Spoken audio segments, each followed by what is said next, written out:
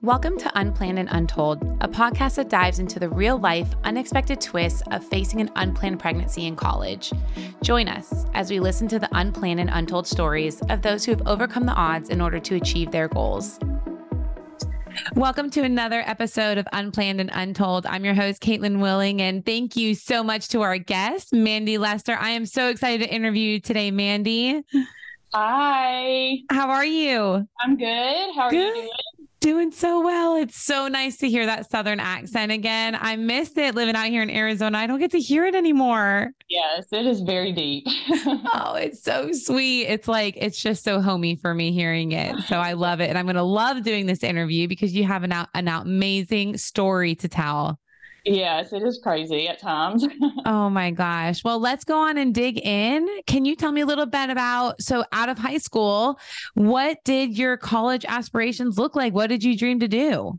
I didn't know. I just did not know really what direction I was going in. I just knew that I wanted to go to college. I wanted to graduate and I wanted to be able to take care of myself. So right out of high school, I went to cosmetology school where I went for about 3 months and it was not my thing at all. At all. So I became a beauty school dropout. Oh my gosh. I wanted to finish cosmetology school so I could afford to put myself through college. Okay. And do that. And when that didn't work, I was like, well, here we go, straight into college. And I got in and started that way, going to classes, taking when online was really starting. Right. Back in the beginning. Yeah. Yep. And I was able to take some online classes and just kind of get into it and work full time, go to school full time. Okay. And somewhere along the way in college, did you end up getting married? Yeah. So, right.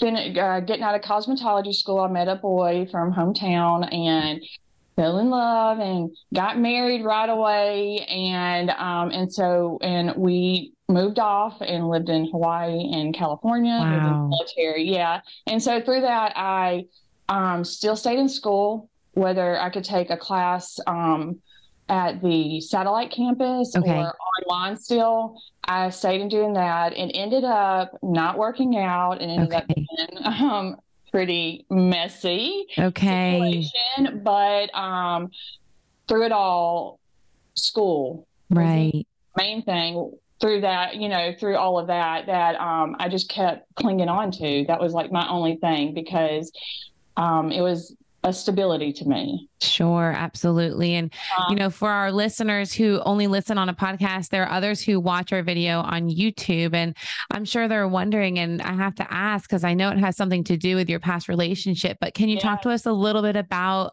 your head and having a shaved head right now? I have no hair right now. One of my very, very best friends has cancer. Wow. And she just had her surgery from it and everything and is doing great. But I shaved my head to be with, to jump into it the only way I could with her.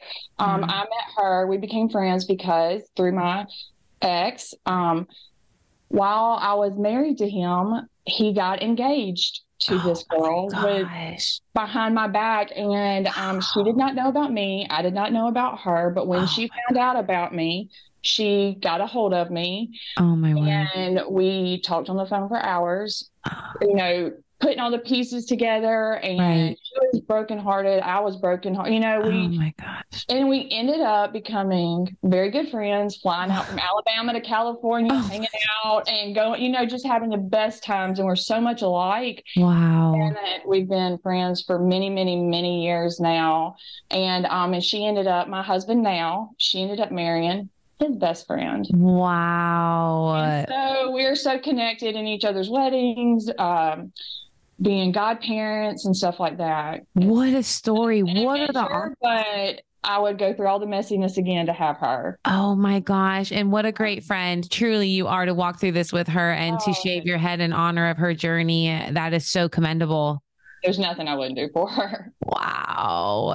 Wow. And through all of that mess, I can only imagine the heartbreak. You're going through all that. You're finding about a different woman. I mean, she does become your friend, but you still continue to knock school out. You kept on keeping on. Yes, it was a way I could shut the world out. Go Wow. into that classroom with all these other people I only saw in class, Right. and I shut everything out. And Wow. put, I started off I went in to do accounting Okay. because I had guidance from my mom's mom, my grandmother, who's passed now.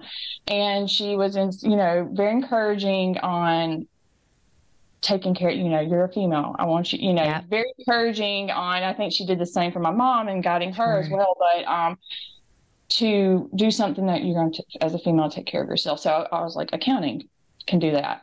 Okay. And no, Not for you. no. I put in some classes with that, and then I decided to change, and I thought, well, let me try business. Okay. And I started into that, and I was like, oh no, here we go again. Cosmetology, accounting, business. I didn't like any of it. And Wow. I'm going to do what I wanted to do Yeah. from the very beginning, which was psychology and Okay. sociology, and go into that field. And right into my first class, I was like, oh, okay, this is where I belong. And it was just I was able to do what I wanted to do because no one else was paying for me to go to school. No one Right. was writing my books. No one was guiding me to how to fill out forms. No one, no one. So You were self-sufficient. I mean, you were living yeah, out what your grandmother had kind of spoken into you at that yeah. point of get it done and stand on your own 2 feet. Yes. And I'm Yeah. sure, walking away from that marriage, those feelings only got heightened as well because you think you can count on somebody and then you realize it's back on you. Right. Not what I thought. Right. So take me along the lines of where you found out you were unexpectedly pregnant, because that's another hurdle you hit. Yeah. So through that, I mean, I was 27. I was 26. No, I'm sorry. I was 27 when I met my husband. Okay. And we met through a mutual friend and everything, and we're dating, and we had been dating for 7 months, and I found out I was pregnant. Wow. And I had not introduced him to my family. Right. I had not introduced him to maybe one friend. Wow. I was just going to school full time at night and working full time during the day. He was working and traveled a lot for work and everything. So we saw each other for dinners or on the weekends or something. It just was completely stress free. Wow. And so I ended up pregnant, and I had just met his parents the week before. So I go to the doctor for a regular pap smear. Okay. And they come in, and of course, you take your urine test at the beginning. Yeah. And they tell me I'm pregnant. And you're shocked. I'm like, what is going on? What is going on? Like, I'm just like, thought I was, taking steps to do things in a better order. Right. And it didn't pan out. So like I had was trying, but God had different plans for me big time. And so he was my boyfriend at the time, and I texted him, and I was like, I need to come to your house to meet you. We need to talk. And immediately he was like, you're pregnant. He knew.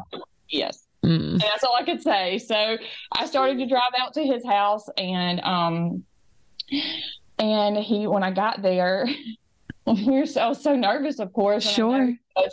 When I got there and I walked around the corner into his bedroom, he was laying across the bed in his work clothes, his nice dress clothes for work, and he looked like a dead body laying across the bed. And I was like nudging him. I was like, hello? Hey. Are you alive? Yes. Are you okay? I was like, yes. How did we get here? I feel like that's always the question in that moment is like, how did this happen? Yeah. So we from there, we went into discussion on what are we going to do? Where's it going to go? Abortion was completely off the table for me. I was older because I was 27. I wasn't thinking adoption because I was older. I knew I could work. I knew I could take care of myself. I knew I could take care of a child in case this relationship doesn't work. Right. I knew I was capable of doing it absolutely. some way. But I told him, I will move back. I'll move in with my mom. I'm not moving in with you. We're not getting married. Right. I'm going to keep dating. I'll move back in with my mom. I'm going to keep working. I'm going to keep going to school. We're just going to keep everything coasting the same way. Gotcha. Just didn't want to rush. Everything was constantly felt rushed for me. And so we just took that time and kept dating. And my mom spoke with me, and towards the end of my pregnancy, getting towards about 8 months, and suggested that I go to live with him because so the baby could come home to both parents. Right. Makes sense. If I was able to provide that for the baby, right, and for me and my boyfriend, for our up and coming family, that I should do that. And I was okay. So I'm very stubborn. I was like, okay, we're gonna do this. Okay. So I moved in, and wow. Not too long, not too much longer. My first one, Sawyer, came into the picture. Sawyer, so sweet. And how did you navigate a baby and school, and like, what did life look like? How did you juggle it? Well, I kept the juggle the same. I worked the same job, and I was in Monday through Friday, 8 to 5, and left straight from there and was in class at 5:30. So I did that, and it was hard. It was very hard. The cravings for food. Yes. The cafeteria had these awesome jalapeno nachos. And I would get a big thing of them in a huge Coke or Dr. Pepper and take it into class. And everybody just dealt with me, chomping on my nachos and drinking my drink, the big pregnant girl in the back. Oh my God. And I would end up getting sick or having to leave the class to go puke and just come right back in. And oh my God. I was just like, just another day with her. Oh my God. I have to my sciatic nerve would hurt. And I have to stand in the back of the class and kind of rock. Wow. And then sit back down, then stand back up. So I just was so desperate to finish in school. And I had developed relationships with some of the professors, and they were awesome. It was all, I looked forward to sitting in front of them. Right. And some of the little buddies that I made, through different classes. So I just didn't know. I didn't want to not be there. Sure. Your determination, I mean, it shines through, because at that point of being pregnant, you're so uncomfortable, everything hurts. You feel sick. Like, there's just a million reasons to not sit in a classroom and have to deal with that extra stress. Yeah. But you pushed through all of that and had Sawyer. And what does it look like after having him? And, you're still with the same man at that point. And so I went into working from home. Okay. And still going to school full time. Still going. Refusing to stop. And at the time we lived 45 minutes to an hour away from where I was going to college. And so I would drive into town every day during the week and drop Sawyer off at my mom's. And then I would go to school for 4 or 5 hours. Mm-hmm. And then she would get them dinner, bathed and in pajamas and all lotioned up, smelling like a sweet baby. And I'd pick them up at 10:30, almost 11 o'clock at night, and then drive 45 minutes to an hour back home. Oh, my word. But all over again, studying. And it just, sometimes I really just wonder, I don't know how I did it.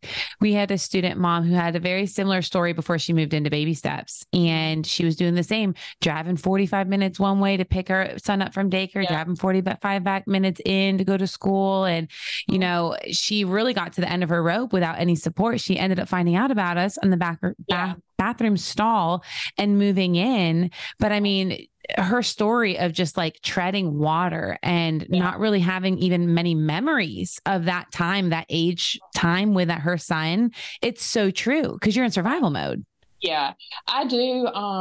Think about, there are a lot of, and I would get sad about it and cry, after, in between dropping him off to my mom and going to class, because he was a baby. I mean, this is right after he's born. Right. I stayed maybe 2 weeks out of school. Wow. I was back at it. Yeah, back at it. There was So I was in contact with teachers and everything. So they were really awesome to me about it. Wow. So if there was a baby steps on that campus, what would you think the outcome would have been? Do you think they could have supported you, or what would that look like? I would 100% would have, even as being an older student and mom, I 100% would have like gone straight there. Like, please, somebody guide me. Somebody guide me. Yes. I don't want to fail. Right. At being a mom. I don't want to fail at being a student. And, you know, I just would have loved to have had that. And you eventually did graduate, didn't you? I did. You had another child before you graduated. So you hit another hurdle. I did. Well, me and my boyfriend, we ended up getting engaged. He ended up proposing while Sawyer was probably 6 or 7 months old. And that was still good enough. Yeah. Like that was, I didn't want to put any dates on the calendar. Like that was really good enough for me at the moment. And so I already been married and I knew what was behind the shiny ring. Yeah. I already knew. So I was wanting to be very cautious with everything I was deciding to do for myself. And so Sawyer's birthday, I had family and friends over for his first birthday, and I'd been feeling off for a few days, but I didn't think anything of it, really. I did not feel this way with Sawyer at all. And as crazy as it is, I had a box of pregnancy tests up under my counter, and I thought, well, Sawyer's birthday party's over. His first birthday's behind us. I'm still feeling this way. I'm going to do it. I'm just going to force myself to take a test. Right. And I took it the day after his first birthday, and I was pregnant. Oh my word. I have not finished college. I am still working from home some, and I'm not married. Oh my gosh. So all those feelings flood back in. Yeah, even more. It's like, can you do something right, man? You know, can you do something right? Or in a better order. So how did you process through all of those emotions? What did Sawyer's, your boyfriend, Sawyer's father at the time, like, how did you all process that together? Well, I was like, it knocked the breath out of me. And I was like, here we go. Abortion's off the table. Of course, no adoption. We're engaged now. And so we're going to do this. And I told him, and he was like, I said, I'm pregnant again. And he was like, he gave me a fist bump. And he was like, yes. And I was like, what? And he was like, okay, here we go. Well, here we go. He was like, let's do this. Everything's going to be okay. I was very, very, very lucky, with that. So, because he could have easily been like, man, this is enough. Yes. And eventually y'all do get married. Yes, eventually we get married. And when I was 7 months pregnant with baby number 2, Owen. Owen brothers. Yes, we got married, and Sawyer walked me down the aisle. Oh my God. So my husband, John, it was really sweet. Oh, those pictures must be so sweet. They are very sweet. Very sweet. And it also comes along with, oh, you had us before you got married, and that kind of stuff. I'm like, yes, I'm having to answer those questions now. Yeah. Yep. The older they get, the more they have. I know my son's 11. And even when I tell people, how long have you and Will been married? And I'll say, 11 years. And then they'll do the math and they'll look at my son and he's 11. And they're like, and I'm like, yeah. Had him before we were married. Yep. Yeah. And sometimes our lives unravel differently, than the world says is the right or normal way. Yeah. But we all are put on different journeys, and it's just listening to your story, hearing you almost get knocked down, have things thrown at you that could have knocked you down and kept you down. You stood back up and showed a level of resilience so many times. And you really were determined to finish your degree no matter what was thrown at you. And that is just so commendable and so good for any of our student moms who are listening to hear that you can overcome these really hard things. And sometimes, just like I said, that college it was my stability. Right. And even like with having both the boys, still not done with college. Right. Owen, my second one, was a wild man, and I would have them up in the library. Oh my Stroller word. and like Yes. begging him just to sit still and Yes. so I could get this one thing done that I just needed, and there were some times my mom couldn't keep them or Right. I would take them into class with me, Yep. stick them up under a table and Yes. for at least 45 minutes in class. And Sure. I just was Wow. like, if they're going to let me bring the kids in, I'm going to do it. We're going to do this. We've Yeah. set our mind to it. And so graduation for you must have just been like, oh, long time coming. Yeah, I just thought it would never get there. I was constantly being asked by everyone around me, my husband, my grandparents, my dad's parents, and they're still living today. Oh, And when are you going to be done? When are you going to graduate? When is this going to be done? How many more classes are you going to take? Because I'd been in for 3 different bachelors, I thought, and so when it did happen, I was just amazed with everything that I'd pulled off. yeah.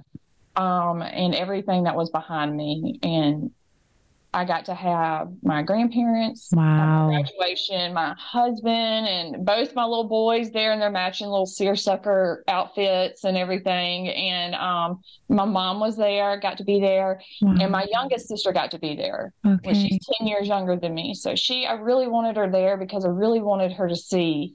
Because she had seen the whole process through, and I really wanted her to see the ending. Yes. And what I was getting to do then. So yes. she got to be there, and that meant a lot to me. Wow. That is amazing. Music, all the stuff just standing with all these college kids that were younger than me. Right. Right. Knowing that, like, I'm sitting next to them, I'm like, in tears, I'm like, they have no idea. What this means to you. I have no idea that I'm looking up in the stands, and it's that my husband, my grandparents, my mom, and 2 of my kids. 2. I have chills. I literally have chills right now. It brings back so many memories. And as hard as it is, nothing can ever take away from that moment. All of those thoughts that you were talking about of like, can't you just do anything right? We've been there. You experienced an unplanned pregnancy, and I feel like we're our hardest critic.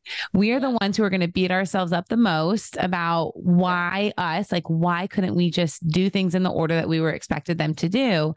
But I tell you what, as much as those college students who have done things in the correct order, how great graduation is for them, ours almost in a sense carries so much more, so much more honor and pride and just a product of determination and resilience that you couldn't have unless you endured something extremely trying and overcome it. And do you feel like this struggle has impacted you personally? How has it grown you as an individual? Oh, it is the whole process. And then, of course, the graduation, even afterwards, was already very hard-headed and stubborn, but it made me even more because I can see that, like, I can do it. Yes. Graduating college at one time seemed like something I was not going to be able to accomplish, or I didn't have the means to, or maybe I wasn't smart enough, all these different things that weren't lining up, like maybe other people around me that I grew up with. And so I just, the never stop mentality. Right. Carried over now. Yes. It's like, I think about things and I'm like, if I just step outside of my comfort zone, I can do it. Yes. If there's something that, and then I try to tell that to my kids as well, Sure. If we just step out just a little bit, we have no idea what you're capable of. I love that so much. And do you feel like going through that process and persevering, made you grow as an individual? Yes, it has taught me so much. And so much that it came at a perfect timing because after I finished college, I ended up having my 3rd child. Okay. And it's a girl. It was a girl. Oh, it's a girl. Such a girl. I know, Millie Grace. And having her even more brought all of that up again. Sure. Because this is all the stuff that now I want to spill into her. Of course, my boys as well, but into her. Into her, really. And into this being strong and perseverant, never giving up, never getting too negative and down on yourself, because you can easily. Now, I did many times. Same. Many. I cried so many tears. Yeah. I felt so defeated at times, even, not passing a class and, and having to repeat things and, right. Or the embarrassment of having to drop out of a class. There's just a lot. And so the keep going, like the little engine that could. I just keep going and keep going and keep going, all kinds of chaos outside of my classroom I was in. And I could set back into that after, an hour or two. Right. So, but all of that, I want all that strength that was put into me by women in my family, my mom and my aunts, my grandmother, my granddaughters, everybody has really poured into me to continue to lift me up in moments where I would felt like I'm not capable. I'm just not, this is not meant for me. I'm never going to achieve something that was so important to me, but I did. You sure did. Well, your story is just so beautiful. And I really hope that there are others that need to hear it. I mean, these are stories of triumph, and these are stories that can really bring women to the next level that they didn't know they were ever capable of achieving. Yes, and absolutely. So thank you for being that voice and for being brave enough to share all the times that you fell. I mean, I think that's hard in itself. Sometimes we get to that level of, I've accomplished this and now I can just forget about all of the failures, but it takes an extra special person to say, no, I want to share all the times that I fell so that you can see how you can persevere too. It's not this perfect picture of I graduated and moving on. No. So your openness is just so beautiful. Thank you. Yeah, I'm using all that time spent in college, and I thought I'll never go back, but here I am. Homeschooling 3 kids, and I feel like I'm always I'm gonna be in school for the rest of my life now. Right. Oh my gosh, you're a lifer. Yes, I feel like it for real. I absolutely feel like it. Oh, well, thank you again for making time to come on and to share your story. And thank you. Yes, to all of our listeners, we hope to have you back in another 2 weeks for an episode of Unplanned and Untold. Bye-bye. As we all know, life doesn't always go as planned. And if you or someone you know is facing an unplanned pregnancy in college, visit babysteps.org for more resources. Thanks for joining us. And until next time, embrace the unexpected.